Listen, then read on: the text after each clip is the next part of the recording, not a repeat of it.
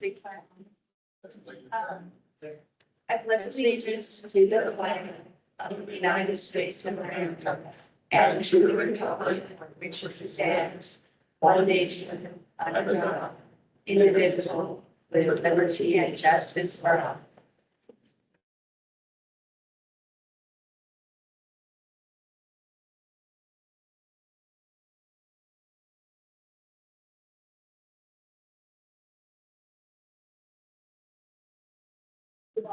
General public comments. And just as an announcement, Trustee Walsh is attending online, so if you hear a disembodied voice asking a question, that's who it is. Is there any general public comments? No public online at the moment. All right, well, we can move on then to the best part of this morning. Presentation about Principal Ivy Cool of Monroe Elementary, and I just want to say it's so good to be here. This school is so cool. It's great to be back. Thank you. Thank you. We're excited to have you guys here all the way on the bell. We don't get very many visitors, so thanks for being here. And thanks to the staff and parents who stuck around even on having a long weekend. I appreciate you guys. Thank you. So we have our things here, and I did make, okay. Yeah, all right, so here we go.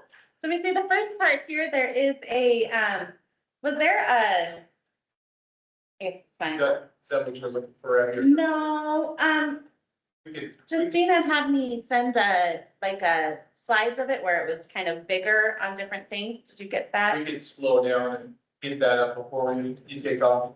Otherwise, we do have the pamphlet in front of us. Yeah. For Ms. Walsh online, might work a little better for us to have that up, Mhm. Either way is fine. regardless of trying to stall long enough so that they can figure it out. You can pick up on that? Check.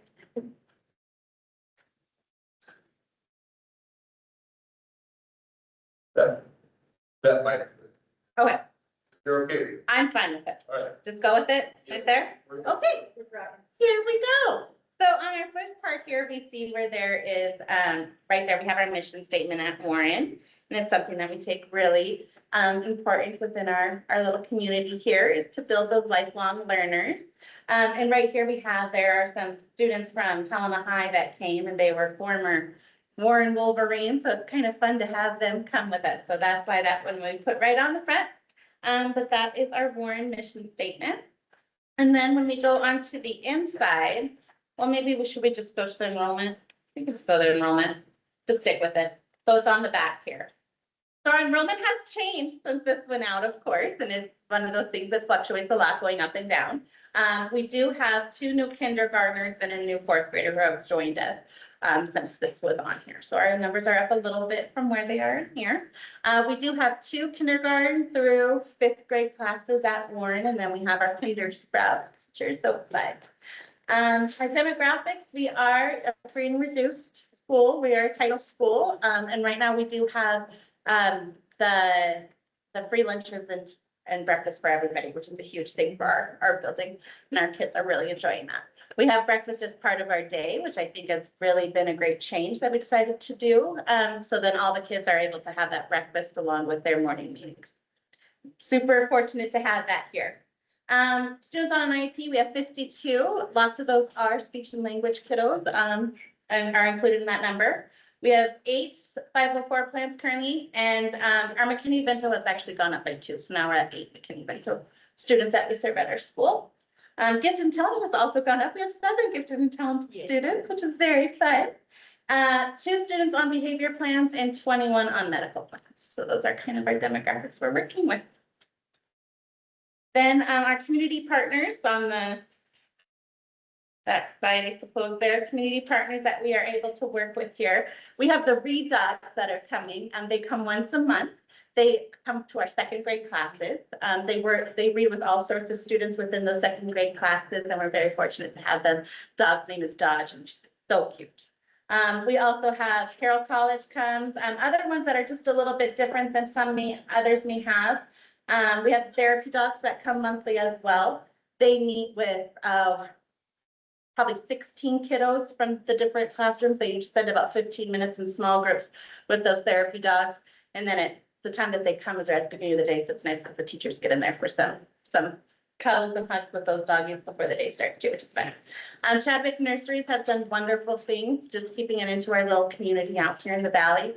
Chadwick Nurseries does, for our May Day baskets, they help support those with their kindergartners, which is very, very fun. And then Echo Church has just donated, which is also out here in the valley area, and they have donated lots of Thanksgiving foods for our families, which was really wonderful. And then a new one that's not on there, but I need to give them a quick shout out to is Lakeside. Lakeside Bar and Grill are supporting us with the giving tree this holiday season, which is very fun. It was the idea of our Christina Rogers, our second grade teacher. So she got that going and talked with Lakeside, and that's a really fun thing we're doing. There's 63 different tags on there, and we're fortunate that Lakeside took that on. So, reaching out to our community out here in the valley the best that we can. And then we also have on this, you can see that we have our SLT teams. Warren, we have 4 different SLT teams. So those are school leadership teams. We have reading, math, then we have an MTSB and PAC, so that's our behavioral one, and then we have our engagement, and all of those SLTs meet each month. Every staff member is a part of one of those SLTs, and which one they want to be a part of is up to them. Sometimes they do some recruiting where they're like, we really need a primary on the math one, but it works out pretty good, and everyone has an opportunity to be a leader at our school through that way. So all the certified staff members are a part of one of those SLTs. They meet in the mornings monthly, and then we share out at our staff meetings after they have a chance to visit. All right, so then if we go on the inside,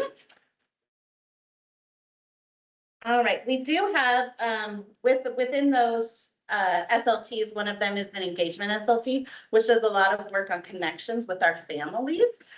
So lots of those are things that are happening, I know, in every school in Helena, really working on building those connections. Some things to kind of point out that are special with Warren is we have our Reindeer Express and our 100-Day Sunday, which is a big tradition. When I first started at Warren, the parents said, you're not going to change the 100-Day Sunday, are you? I was like, oh no, wouldn't dream of it. So it's a big deal here where they have donations of ice cream come and we celebrate the 100th day of school together. I believe it was the 50th year this year. Do you remember? I think that's next year, the 50th year. It's been a tradition here for a very long time. And they love it. It's very fun. And we're very fortunate that our PTO really takes that on and does a lot for it. And we also have a Reindeer Express, which is a little school store. Our parents spend all year searching for little trinkets to put into that store. And then the kiddos can get gifts for their families during that time. So it's another PTO sponsored event that we're very fortunate to have. We also have Linger Longers that started with our kindergarten classes, and then they've transferred now into every grade is doing a Linger Longer. What that is just inviting parents to come to our schools and to tour around our school and our classrooms. They vary by grade on what they want to do. 4th grade just did one on the Day of the Dead where they had made little altars for people in their past or in their lives who had passed. And it was a really great way to honor them and also to explore some of that culture that they were able to do at that time, which was very fun. Our kindergartners will perform and make little snacks. Mrs. Pick has them out there cutting little snacks. It's so cute. And then they do a little song and do a little performance. And then some grades just open it up like an open house where the kids will take control. The 3rd graders did it just this last week where they came in and showed them all of the wonderful things happening in their classrooms. So just a fun thing that they've started. We have kindergarten and 3rd grade do it monthly. And then the other the other grades are working on doing it each trimester. So a new thing we're starting, and it's been pretty great so far. It's been to have those families in our buildings. Then we also have our back to school meet and greet, which is a little bit different than the traditional open house. It's where parents sign up for 15-minute chunks. It kind of started from COVID when we were able to have those times, special times with families where they would come in bigger chunks of time where you could meet more personally with them. And so they do that before we have our big open house. Parents are able to come in smaller groups and ask more questions and get to know the teachers in a more personal way. very fun to do. So those are kind of our connections that are a little bit different than some of the other schools that we're really enjoying to do. And of course, we have all those other stuff, field days and barbecues and that stuff happening as well. All right, so before we talk about our action plan goals, let's look at our data. So if we look over at the comprehensive data on that side, for this, I did put for our reading, I just want to point out that it has our iReady and Acadians put together in this one graphic. So I just lumped them all together because our goal is them all together as well. I also want to point out this was taken from the beginning of the year, from this fall with the beginning of the year view. So it does change the data a little bit if you look at the end of the year view. So this is the beginning of the year view, just so that's out there. But for our reading, we're at 68% of our students are performing benchmark at the beginning of the year, and math, we're at 74, which we're really proud of that. Again, that's both of them kindergarten through 5th grade. For our attendance is that we have, and this is divided into students, not percentages. So right now we have 27 students that are showing up as chronically absent. That means more than 13% that they've been gone would be that chronic. And we have 27 students at the time that this was pulled. And we do pull this every month and look at it weekly, especially for those chronic kiddos. For conferences, we had 97% of our students had a parent show up for conference or a guardian, which is fabulous. We do, for those who aren't able to show up for conferences, whatever the reason being, really make an effort to email or phone calls in some way to get a hold of those families so that they're able to connect with those teachers. And then our Character Strong data showed 38 students were in need of tier 2 interventions. And so we have some different things available for them. We have our zones of regulation, which is headed by our school psychologist, who does that. She's fabulous.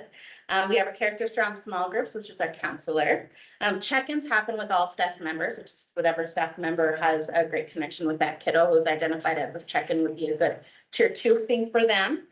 We have recess social groups, which is our speech pathologist is leading right now. She's really working on that language skills. And lots of the troubles that the kids are having at recess we're seeing is a language issue more than it is anything else.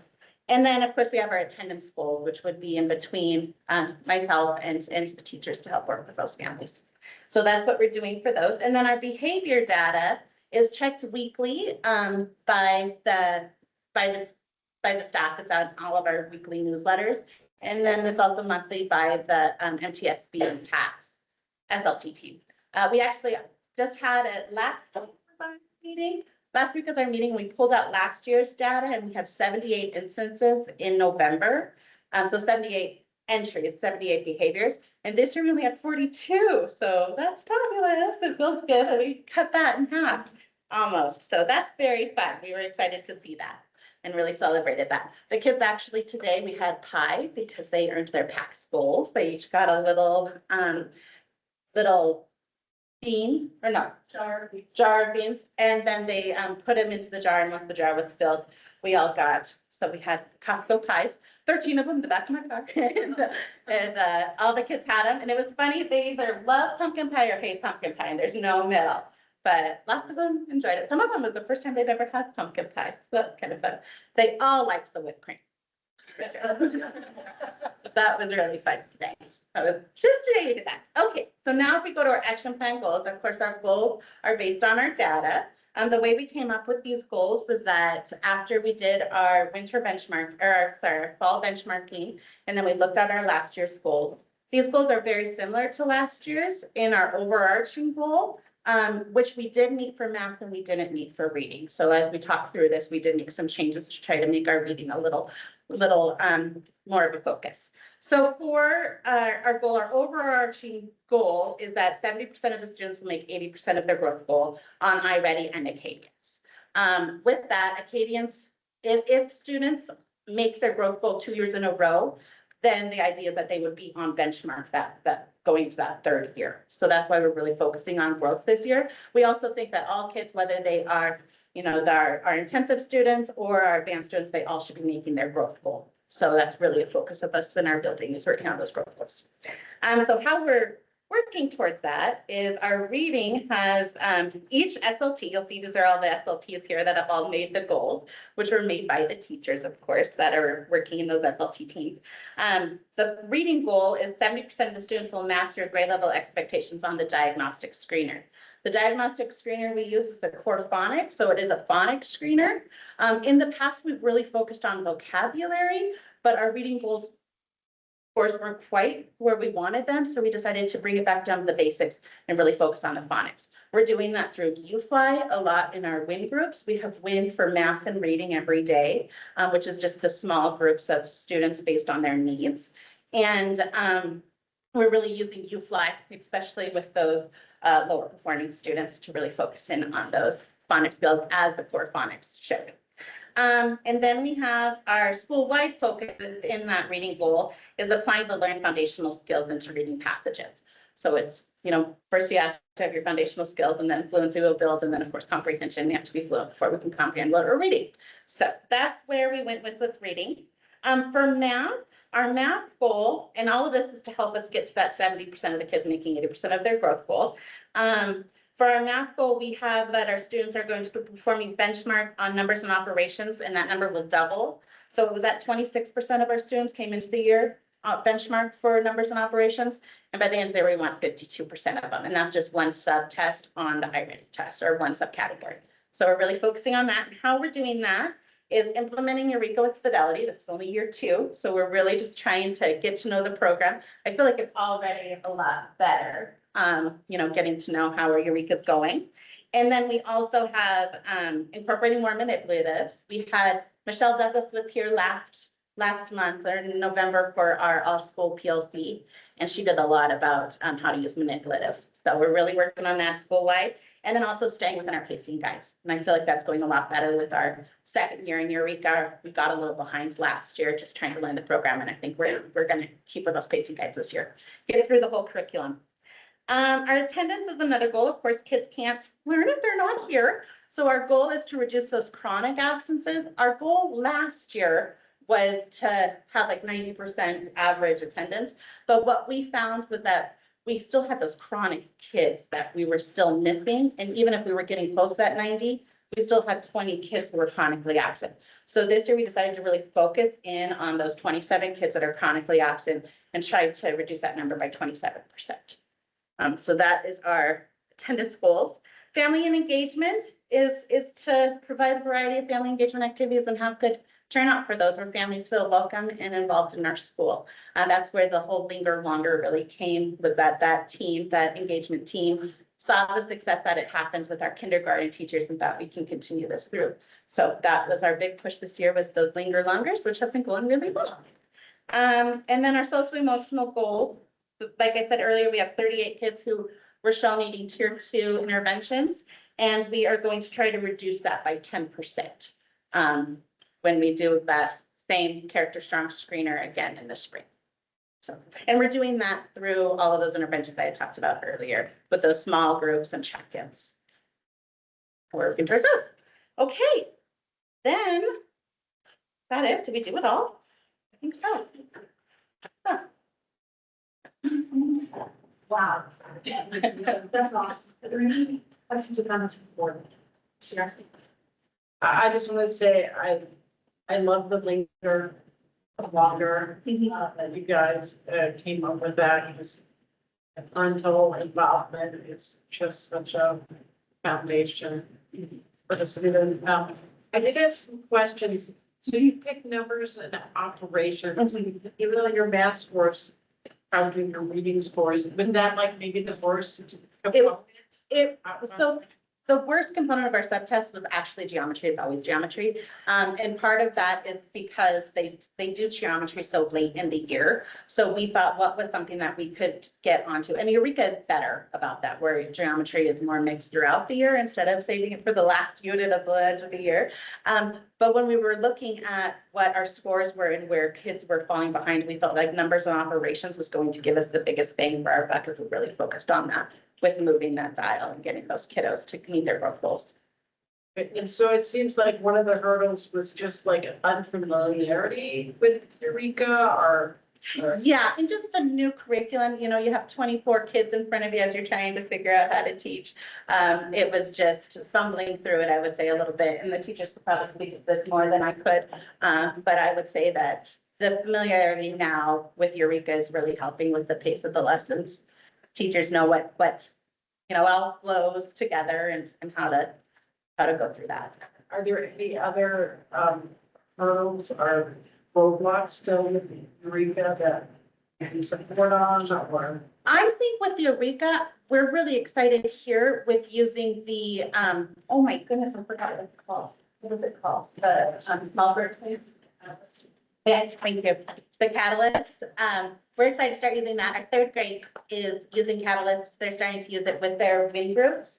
And our other classes are starting to, or other grades will get on that as well. So that's a part of Eureka that we haven't tapped in yet, but it's available this year to help us support those wing groups. Right now for our wing groups in math, it is kind of like, okay, this data showing us that the kids are struggling with numbers and operations or whatever it is. And then we're kind of just going into, you know, our own little ideas of what we can do to help support that. Whereas Catalyst gives more of a recommendation of what lessons and what activities to do with that.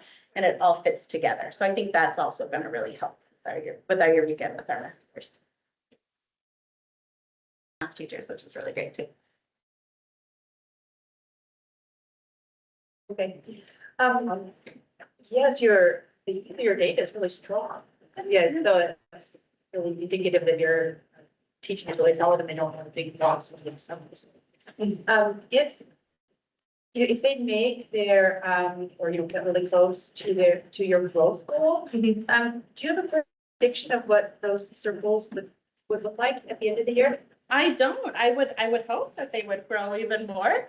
Of course, hopefully we see a lot of growth there. I think that's that parent. Yeah, I'm just trying to get in that door. Janelle just jumped out of her seat. Oh.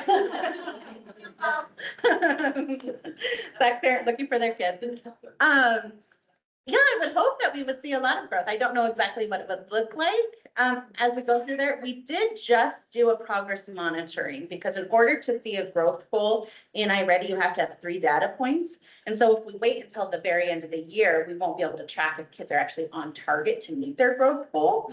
You know, we can do things within our class and we can have ideas if kids are progressing through, but it's nice to have that nice little chart that shows that they're going to meet, that they're on track to meet their growth goal. So we just did a progress monitoring on iReady this week.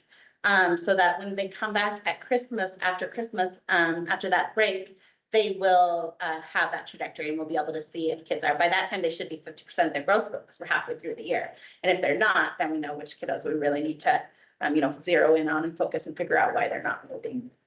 That didn't answer your question at all, but. This is more of a comment we need to have too on behavior intervention. You must have really strong social emotional support. We do. We're so lucky to have the CST program here. And I think that, you know, they do so much for us. We lost them last year for a little bit of time. Our therapist ended up going to a different school. And so Y Shoder was trying to place somebody here. We were without for a while and we really felt it. Luckily, Lana swooped in and sent her team out here and we had lots of behavior support that way and we were so thankful. What was great about them too when they came in is not only did they help us with the kiddos that lost that CSCT support, but they also helped us as administrators and teachers and counselors and everybody on how we can best serve those kiddos. And so that's been really great. That was a really great learning experience for us, even though it was kind of hard at the moment losing CSCT halfway through the year. But now they're back and they're doing great. So yeah, and we do have kids, we have informal behavior plans that are happening. You know, teachers always have they have checklists with their kids or a behavior chart that they're doing within their building, but we only have 2 that have an official plan at this point. And just generally, the 66% is probably one of our higher schools. I think Introduced. it's the 3rd highest, I think. But I love the still going for academic excellence and not even having to so long. So congratulations. Thank you. I was also gonna say, Janet, love the linger longer, and it sounds like the kids are also kind of instrumental in planning what they want to do Yeah. to bring their parents in? That sounds just so. Oh, it's very fun, like, and, Deb's class did it just, but last week, what they did it, and they just are like, let me show you this, and let me show you this, and they're showing around their room, so it's good ownership for those kiddos too. Absolutely. I also just had another comment and then a couple of questions about, the character strong behavior. Mhm. That you cut your incidents in half. We So, what do you think of that? And then I'm just curious to know more about, you talked about clear zones of regulation, release that social groups, like what do those look like? Sure, yeah. So I think, we actually talked about it in our MTSSB group, because we were super excited that, that it was such a big difference and we can feel the difference. I felt like last year there was a line of kids outside the office and that's not happening this year. So, Right. but it's, we're not having that this year. I think something that we did system-wise is, before we had recesses all together. So we had outside, there was 200 kids on one side together and 80 kids on the other side together. We had second grade and fifth grade all out there together. And second grade and fifth grade probably should be playing together. But we had them all out on the playground at the same time. It was nice because we were able to have times when all of the teachers could get together over those breaks, when the kids were all out at recess. But we were seeing there were lots of recess issues, and it's hard for kiddos to come back in after recess issues and go into their classroom ready to learn. So there were lots of issues that were happening there. We also didn't have morning meetings. We started off like that. I mean, gym was starting at 8:30 in the morning, so they were barely getting their coats off and they were already late for gym. So now we have 15 minutes in the morning where kids come in and it is their morning meeting time within their classroom. They're able to build those routines with the kiddos right from the beginning, ask them how their day is, get a little breakfast. It's just a slower start. Those first 15 minutes seem to be really valuable in helping to build those connections. And then our recess times, we actually changed. Fourth and fifth graders have 2 half-hour recesses instead of 3 15-minute recesses. So they do have 15 more minutes of recess than they did last year. And they're out there for a longer period of time. This came from, actually it came out of a PTO meeting. Some of the parents were talking about how they had in the book, oh goodness, what's the book? Anxious generation. Yes, the Anxious Generation book had kind of talked about those things.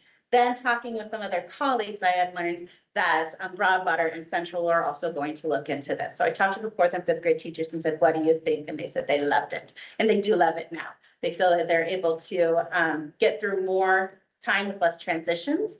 And then also the kids are able to have longer recesses. We decided not to do it with kindergarten through 3rd grade because we felt like those more frequent breaks were important for those younger kiddos. It might be something that we look at in the future though, that maybe we would do just too. So I think that cutting in those transitions helped with the behaviors. And I think that separating the kids out where we have 2nd and 3rd grade and K and 1 and then 4 and 5 is at a totally different time. So we're looking at only 4 classes out there instead of all 12 at the same time. So I think that's really helped with that behavior as well. And also the teachers are just fabulous too, building those routines and those expectations within their classrooms. And are you for, being willing to try something different and then see how it works? Yeah. And the teachers are the ones who are really, really doing all the legwork there. So I appreciate that they're doing so much work to make those changes. Going good though. Mm-hmm. And lunchtime too, our lunchroom, we used to have 4 classes in here at a time, or we used to have 6 classes in here at a time. Now we only have 4, where it's kindergarten first together. So our lunch staff is here longer and it is a little bit, we have to hustle. So lunch is done and we got to turn this back into a gym, for PE right away. But I think that that's also helped with our behaviors. How long are your lunches? 20 minutes. So yeah, 20 minutes in the lunchroom. So much time to have. And that's helped too, that when we had 2 more classes in here, they would be barely getting through. And then you're like, you have 10 minutes, hurry up and eat. But now they have plenty of time to eat with those 20 minutes.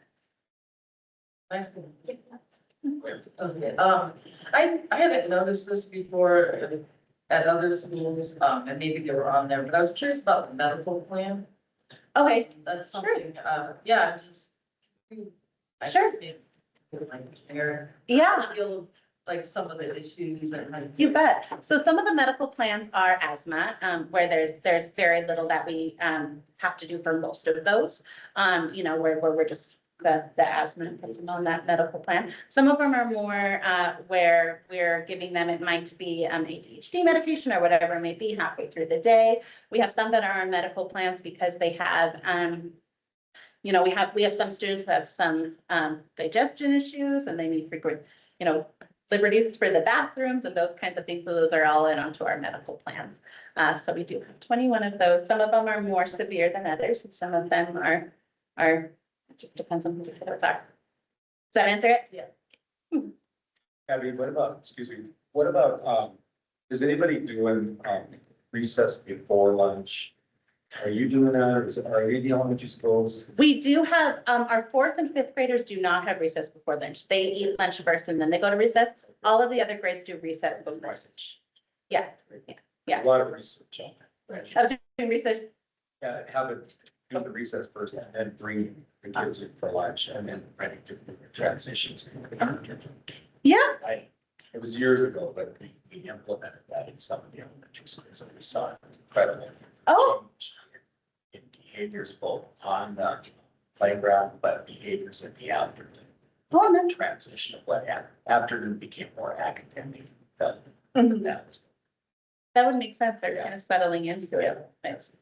And Very good. describe it to me, I love the idea that you're focusing on attendance, because Mhm. I've been out. It's an issue.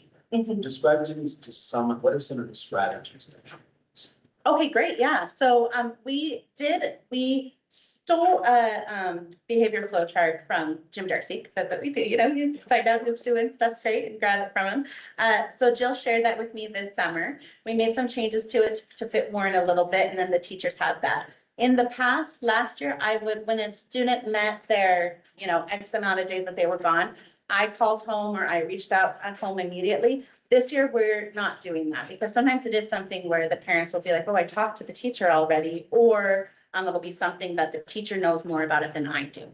So now the teachers are reaching out to those families directly to ask them where are they at, why aren't they at school? And we do have our flow chart says, you know, after they've missed, you know, 2 consecutive days you call, or if they've missed so many days within the time frame, then the teachers will call. If they're still not getting any response, and that's when I would come in and make those phone calls.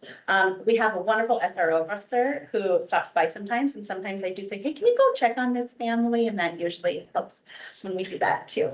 And we really, when I do reach out to families, I ask them, I don't say, your kid's been gone so much. They know their kid's been gone so much. I say, what can we do to get your kid back in school? And sometimes there's roadblocks. We did come up at one of our coffee with the principals that we have every month. We have a little coffee with principals.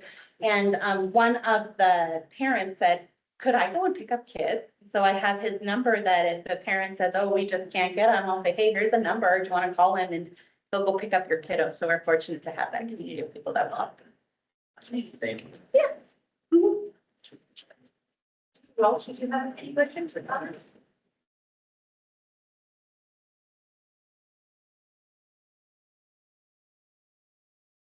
Okay. Great conversation. You've got, it's a great school. It is. Such a great school. I It is. Last. I want to make sure I understood, what you said. Are the Reed dogs, is there an actual dog involved? Oh, yeah. So the Reed dogs have a dog. The dog's name's Dodge. And Dodge comes and the kiddos read with them. They started reading, our title teacher ordered these books that she started this program with. It's called Read With Books. So it's like the parent reads one page and then the kid reads the other page, so that they're able to get, you know, that kind of, and then that's reading it together is so important, but their stories are able to be a lot richer than, you know, when the parents keep each part of it. So what they are doing with those Read dogs is they're using those books. So the handler, she's fabulous, she reads part of it and then the kids will read the other part of it. And it's helping to build their confidence. It was actually on the news not that long ago where they came and did a little segment about the Read dogs here at Warren. But they are able to build their confidence reading with them. They all can't wait to read with the dogs. They fight over it. And yeah, Christina shaking her They all want their turn with the Read dogs. It's very fun. They come in once a month right now. We would love to have them more often. And then therapy dogs, Dodge is a busy dog. Yeah. Dodge is also the therapy dog that comes as well too. And then we have another dog that comes there. So we have 2 therapy dogs and then our 1 big dog. The dog situation is just, your dog game is strong. It is. It's very funny. The kids get very excited and the teachers get very excited. Everyone gets very excited when the dogs come in. Great. Yeah. There's not really groups for math and reading every single day. So we have math and WIN groups for reading for kindergarten, 1st and 2nd grade every day for a half an hour each, for both math and reading. In 3, 4, 5, we do 40 minutes. Those teams felt like they needed more time within those WIN groups. A half an hour was going too fast. So they wanted 40 minutes. So we do 40 minutes of math and reading and they alternate it. Well, they'll do 1 week of all math and 1 week of all reading. We've done in the past where it was every other day, where it was like Tuesdays and Thursdays would be math and Wednesdays and Fridays would be reading. But they felt that getting 4 solid days and then doing the other one for 4 solid days, they were able to get through a lot more that way. We do. That's my thing about it, like, because we have this, like, I mean, I've been years that Manhattan was like a great math school. And then I was so happy when I was using it, but I was like, look, I haven't been lucky for all these years. Yeah. Amazing, that's so good.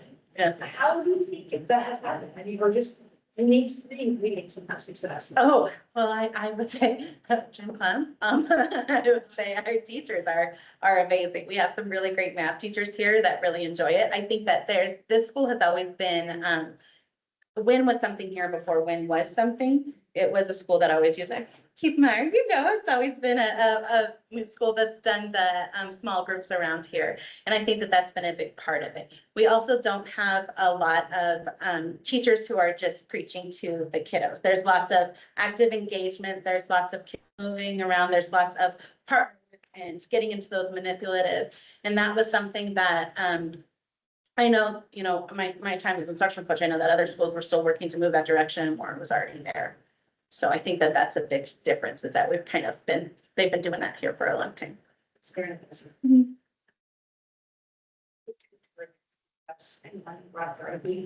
I'm pretty sure he's proud of him. Oh, really? Oh, good. We love that. So we're familiar with this. It's a great place. I love that you reach out to Jim Darcy. I mean, and more of it, please, because every school is going to have different strengths. I'd love to hear about a collaboration and learning from others. If they have an area where they're doing really well and if they have something to offer, or even when you're doing Eureka and you're finding these other resources, it's like, you don't have to be, nobody's expecting anyone to be perfect now, but the willingness to be open and learn from each other, because that's what we want in our lifetime learners, right? Learning from each other. So please keep it up. It's great. I love it. Yeah, definitely. Thank you. Congratulations to the first staff. Okay, thank you.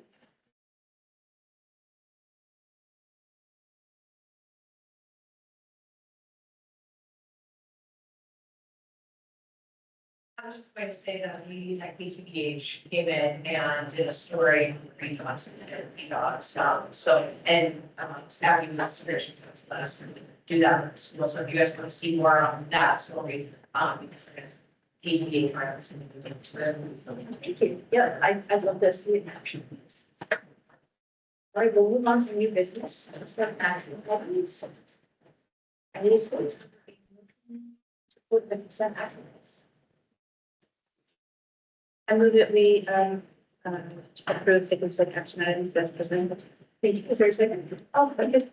Okay, Gavin, can I second? Is there any public comment on the? The board comment? See none, all those in favor, signify by saying aye. Aye. Aye. Opposed?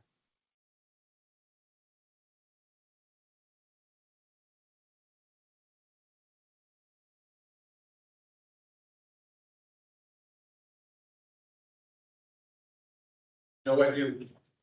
Yes. I already talked to Mr. Meyer over here, and thanked him for being humble. last week, it was a tough weekend, with Chris Catmull. And he's not wearing blue, which is, I got it. I got a dog. It's not. Okay. the other part is that we are missing one of our trustees for great reasons. Declan was born yesterday. I don't have a lot of information over, Jenny and her family, we wish them well. Sound like mom's doing great. Just try to get an update to let us know how big, how mom's feeling, but they were in the middle of hefty, so I didn't. I'm excited to see her. The older I get, the more I just felt like she was so cute going through this whole process. It was so much fun to watch. And we wish her the best. Bittersweet. What's that? Was he born today? Yesterday, Yesterday. right? Candace? I got a text yesterday. Yeah, we got a text yesterday. He's looks healthy, very healthy. So we're very excited about that. Bittersweet, the motion you just had before you, the consent. I asked Janelle earlier, how many more board meetings, and she's got one, she says. So we know that's coming, but I also want to thank Samantha that's sitting over here on the other side that's was part of that action and will be joining the Helen Public Schools. I have some stories to tell. I think Mr. Meyer has some as well. Maybe the grandmother was a teacher at Smith. Is that right? Yeah, the grandmother, was a wonderful beloved teacher, it's Marshall, well respected, well loved. I was trying to remember, I think it's third or fourth grade, maybe, fourth grade that she taught for many years. I know when she passed, it was a great loss. There's a beautiful bench there, I think still so there. And then her great grandmother taught at Central School, where my life first started there. She was an icon there at Parks. I remember as a new teacher meeting, I'm thinking, wow, these women have been here and have taught at Central School for years. So when I saw her last name, I thought, she's got to be Marshall. It's great to have her on and carry the lineage. Yeah, absolutely. There's history and connection to the Helen Public Schools, graduate from Helen High School, scholar there, but also played the state championship under Mr. Eric Peterson as the head coach. There, Mr. Peterson would say, I remember Sam, one play epitomizes her whole, her being. And there's a loose ball, on close game, and there's a picture of Sam flying through the air. The only one, like the first one, no one was going to beat her to the ball, but that mentality of being tough and being competitive, kind of epitomizes where, what he said was her core values, which is her tough, competitive, compassionate person. So we're excited. One hand, excited to have you with us. Also, that, has put in an incredible career. So those are some points. And then this morning, we did hand off with Mosaic Architects with the Kessler staff at 8 o'clock this morning, and they are excited. They are so excited about their beginnings of a new building. So, and I would say that when you were administrator at Kessler, when Kessler was its own district. Okay, right? So full circle, really, it's kind of a neat perspective to think about. Those are my comments this evening. Oh, lastly, I think it'd be remiss by not saying that how Abby, the school has really taken command of her building, command of a leadership role here. I just watch her grow as well from a new administrator, just really growing into herself. And her staff accepting her as the leader of the school. So really happy for Abby and her team. Nice job. Proud of you. I have one, but can I go back? By means, yeah, and it's okay, the board splashed. So, a number of us were fortunate today to go to the PAL Thanksgiving gathering. And, it was just sort of one of those serendipitous moments. I finished doing that. I got in my car. There was an NPR report of the teacher of the year or something nationwide. Maybe some of the rest of you heard this report too as you were reading. And that person was asked, she's going to be touring around. She was asked, what's your message going to be as you go visit schools throughout the country? And she said, I think the word is going to be authenticity. And then she said, I really want to talk about how important it is for teachers to have part, and for the students to have part. And I just thought, wow, we just came from such the perfect, example of that in our district. So I just wanted to share that. It was just one of those moments where it's like, oh, she's saying that, and that just happened, and it was really, it's great, yeah. Trustee Felinas and I were fortunate enough to build kickbacks this afternoon with the governor and first lady. It was frantic. There was a lot of motion and a lot of movement, so we couldn't really have a sit-down conversation, but I was able to share kind of introductions.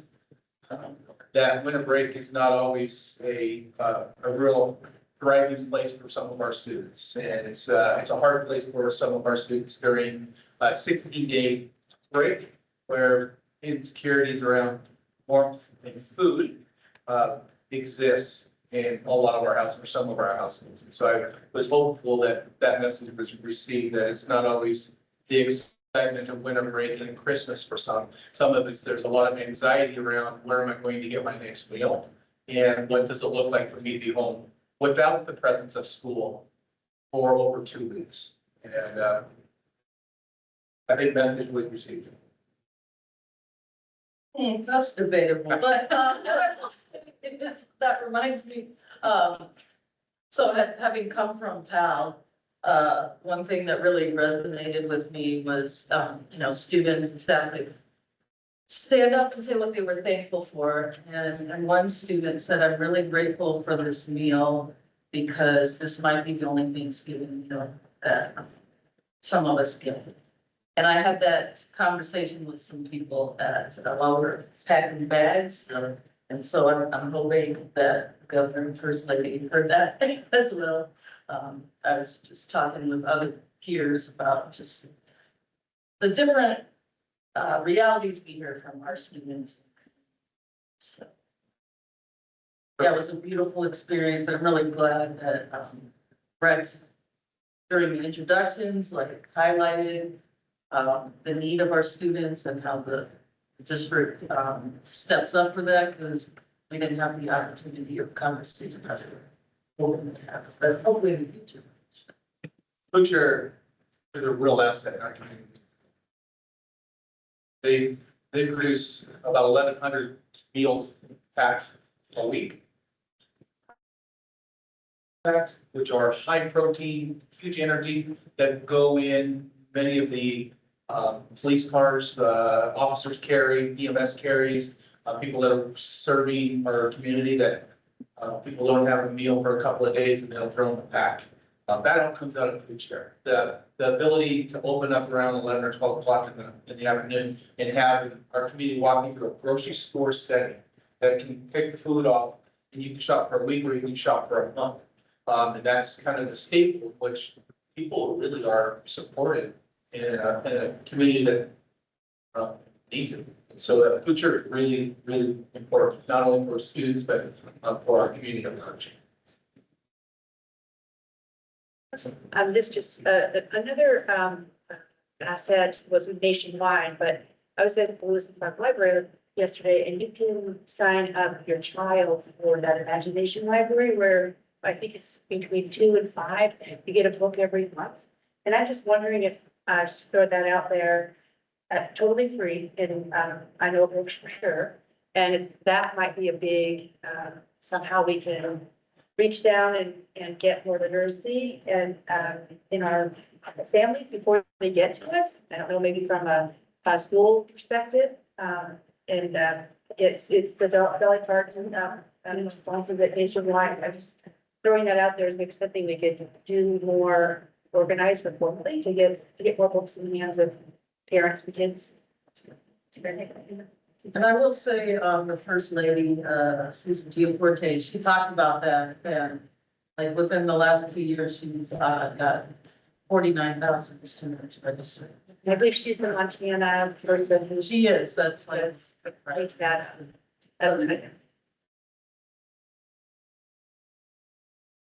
Just want to add today in Cal, we had some new guests, SMA, 2 architects from SMA were there. And that was just really heartening to see, especially for Powell, which is gonna move campuses. And they have a very distinct culture and obviously they want that maintained. It's just really heartening to see, you know, the depths to which our local architects go to understand the community and the relationships that we have. So it's actually that. Similar to that same message, similar to that same message, I was pajama day at Kessler and we did the handoff and Gretchen Porter wrote. In that connection, I need to remind all of us as well, is that I'm excited for the project at hand. But the work isn't done, and I would illustrate what they're doing in this building is great work. But it also is one that is of interest and that we need to draw attention to soon. Right, that we're sitting in an environment where we're celebrating other, you know, really great projects coming on board, but I'm not blind enough or naive enough to know that we're not doing the work. And this is an example of where we're at. But I don't know when, and I think we will play out that master facility plan, but it's laid before us and we know our path forward. So it's important that, you know, you charge for people about, there has to be a cycle. You don't just let things wait, like we have an order of priority, but we have a plan. And financially, we have a plan, and as things come off, we look at our next priority, and we just keep it going, so that at some point, everything. Should never be a surprise for people. It has been, no, so thank you, you know, for that leadership, and it's not really not an easy conversation to have in the current economic environment, but it's a crucial one, so. I do see Caitlin Hesmus is online. She was building packs with us this morning or this afternoon as well. Kind of a fun effort for all of us to be here. That's all. I was just gonna say, Mark, Opus, is one of the architects from SMU, and it's gonna be working at Cal, and he works best just that first adjunct to show him. So when I looked over and saw him, I thought, oh, right, and then he emailed me up, and he said, I'll keep that one. I'm gonna be working with Cal staff, and I'm, they're gonna make it because he just gives them bonuses and stuff, and he becomes one of them. That just doesn't give a shredder. That's great to see. Good meeting. Thank you. Thanks, you guys. for having us.